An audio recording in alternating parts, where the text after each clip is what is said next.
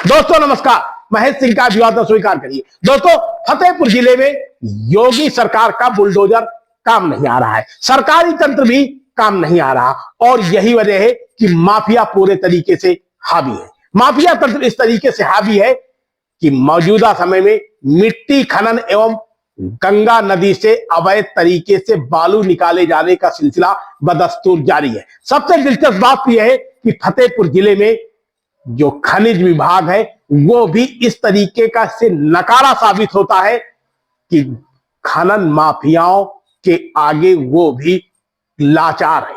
सबसे दिलचस्प बात यह है कि खनन के मामले में कार्रवाई का जब भी नंबर आता है तो बदनाम जिला प्रशासन होता है और जिले के खनन अधिकारी बदनाम होते हैं, लेकिन उसके नीचे यानी खनन अधिकारी के नीचे जो इंस्पेक्टर रैंक है उसका कभी भी बाल बाका नहीं किया जा रहा है।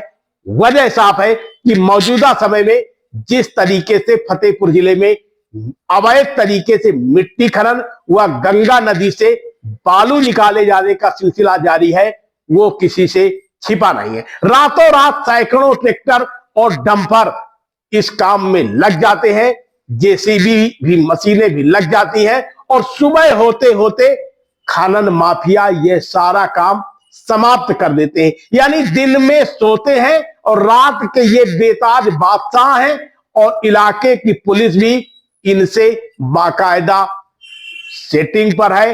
खनन इंस्पेक्टर की तो बात ही एकदम निराली है। दोस्तों आपको बता दें, कल्याणपुर थाना क्षेत्र के अंतर्गत अभी 2 दिन पहले ही गुनीर क्षेत्र के एक माफिया ने, जो कि बड़ा मिट्टी माफिया है, मिट्टी खनन का अरसे से काम करता है और ये गंगा नदी की बालू भी निकलवाए जाने का काम करता है।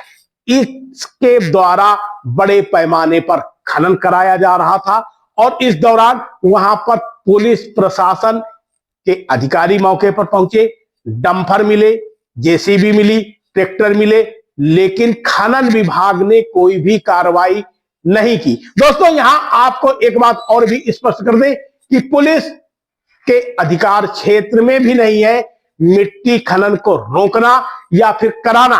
पुलिस का काम है कानून व्यवस्था को बनाए रखना, शांति व्यवस्था भंग न होने पाए, इसकी जिम्मेदारी है। लेकिन इस पूरे मामले में खनन विभाग सब कुछ दोषारोपण पुलिस प्रशासन पर करता है और पुलिस प्रशासन सीधे खनन विभाग पर जिम्मेदारी तय कर देता है। यानी एक गठजोड़ इस तरीके से हावी है कि फतेहपुर जिले में ये माफिया तंत्र अब अपना कद बढ़ाता चला जा रहा है। दोस्तों आपको बता दें कि मौजूदा समय में हुसैनगंज थाना क्षेत्र के अंतर्गत जहां बड़े पैमाने पर गंगा नदी से बालू निकालने का काम होता है, वहीं मलवा थाना क्षेत्र के आदमपुर के साथ साथ और भी अन्य गांव हैं, जैसे मीरमऊ है।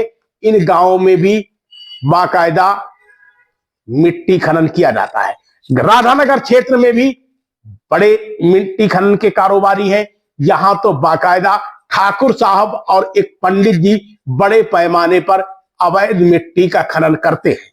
हालांकि इन सब मामलों को लेकर के समाचार पत्रों में भी कई बार खबरें प्रकाशित हुई है, लेकिन खनन विभाग के जिम्मेदार अधिकारी कोई भी कार्रवाई करने को तैयार नहीं है। यही वजह है कि लगातार इन खनन माफियाओं के हौसले बुलंद हैं और एक तरीके से सभी नियम कायदों को बलाए ताक रखकर सीधे जिले के अफसरों को भी चुनौती दी जाती है। अब दोस्तों आपको यह भी बता दें कि यह खनन कैसे होता है। इसके लिए बाकायदे खनिज विभाग परमिट जारी करता है और परमिट जारी करने के बाद एक क्षेत्रफल निर्धारित होता है जिसके आधार पर मिट्टी खनन या फिर बालू का खनन कराया जाता है। लेकिन यहां तो परमिट ही नहीं दिए जा रहे, किसी को भी परमिट नहीं दिए जा रहे।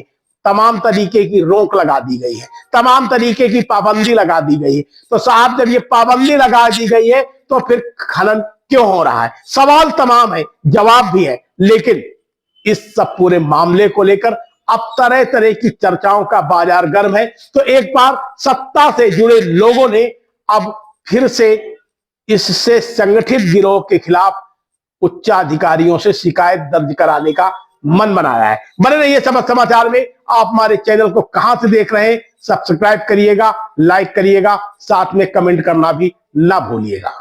आप देख रहे हैं शपथ समाचार।